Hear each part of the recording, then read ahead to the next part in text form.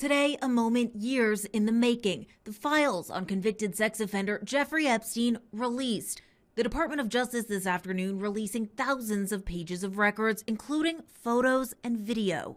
But already, Deputy Attorney General Todd Blanche today now signaling they may not be able to fully comply with the law. I said all the files will not be released today.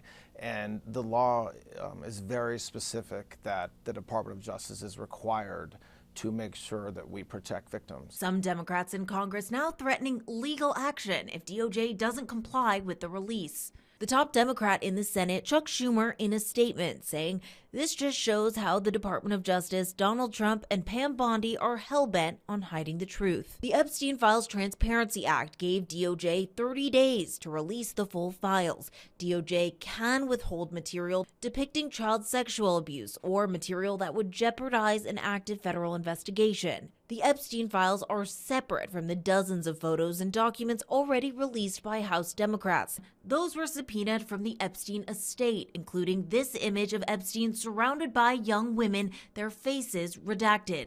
The images released without any context explaining the circumstances of the photos. And these photos of President Trump, a longtime friend of Epstein. After Epstein's arrest in 2019, Trump saying the two hadn't spoken in more than a decade after a falling out. Blanche now says there are no orders to redact any mentions of the president in the DOJ release. Assuming it's consistent with the law, yes. So there's no effort to hold anything back because there's the name Donald J. Trump or anybody else's name.